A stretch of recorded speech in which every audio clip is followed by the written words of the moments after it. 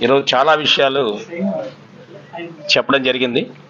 భరతరామ్ గారు ఒక శాసనసభకు పోటీ చేస్తూ రాజమండ్రికి నేను ఏం డెవలప్మెంట్ చేశాను, రాజమండ్రిలో ఏ రకమైనటువంటి పరిస్థితులు ఉండి గతంలో, ఇప్పుడు ఏ రకమైన పరిస్థితులకు తీసుకొచ్చాను, నేను ఈ రకంగా ప్రజల ముందుకు వచ్చేటప్పుడు నేను ఒక ప్రత్యేకమైన మేనిఫెస్టోని తీసుకొచ్చి రాజమండ్రి ప్రజలకి ఒక రకమైనటువంటి ప్రజాసేవలో ఏ రకంగా ఉండాలి అన్న దాని మీద ఒక ఐడెంటిటీ క్రియేట్ చేసి నేను వాళ్ళు ఓటు పడడానికి రాజమండ్రి ప్రజల దగ్గరికి వచ్చానని చెప్పి ఆయన చెప్తున్నటువంటి విధానంలో మరి రాజమండ్రిలో వైఎస్ఆర్ కాంగ్రెస్ పార్టీని గెలిపించుకోవాల్సిన బాధ్యత ప్రతి ఒక్కరి మీద ఉంది.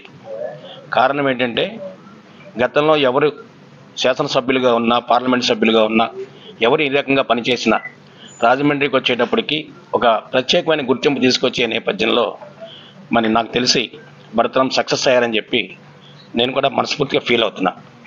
ఈరోజు మరి భరతరామ్ గారు చేసినటువంటి అభివృద్ధి విషయంలో కానివ్వండి, లేకపోతే ఆయన కాన్సెప్ట్తో ఉన్న మేనిఫెస్టో విషయం కానివ్వండి, అన్నీ కూడా అబ్జర్వ్ చేసిన తర్వాత ఒక పార్టీ కార్యకర్తగా ప్రజలకి తెలియచెప్పవలసిన బాధ్యత నా మీద కూడా ఉందని చెప్పి ఈరోజు నేను రావడం జరిగింది. అంటే యంగ్ రాజకీయం అంటే ఏంటనుకుంటున్నారంటే ఎవరో ఏదో చెప్తున్నట్టు కాదు. ఒక విజనరీగా ఉండాలి, ఒక ఐడియాలజీ ఉండాలి, ఒక కాన్సెప్ట్ ఉండాలి, ఒక థాట్స్ ఉండాలి.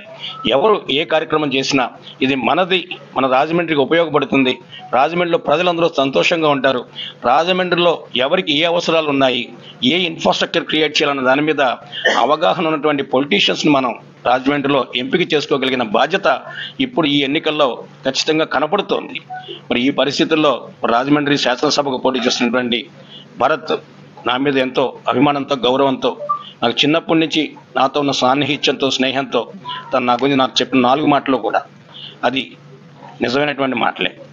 ఏదన్నా రాజకీయాల్లో డిఫరెంట్ ఒపీనియన్స్ ఉండొచ్చు, కానీ అంతేకాకుండా ఒకే పార్టీలో ఉన్నాం, ఒక రాజకీయ పార్టీ జెండా కింద ఉండి ఒక రాజకీయ పార్టీతో ఉంటూ ఆ రాజకీయ పార్టీలో ఉన్నటువంటి వ్యక్తులను ప్రోత్సహించే పరిస్థితుల్లో కూడా నేను ఎప్పుడూ ముందుంటా. నేను రాజకీయంగా ముందుకెళ్ళాలి, వెళ్ళకపోయినప్పటికీ కూడా, నాకు అవకాశాలు వచ్చినా రాకపోయినప్పటికీ కూడా ఒక కమిట్మెంట్తో, డెడికేషన్తో ఎవరికన్నా మాట ఇస్తే అది నిలబెట్టుకునే పద్ధతిలో నేను ఎప్పుడు రాజకీయాల్లో చేశాను ఇప్పుడు దాకా.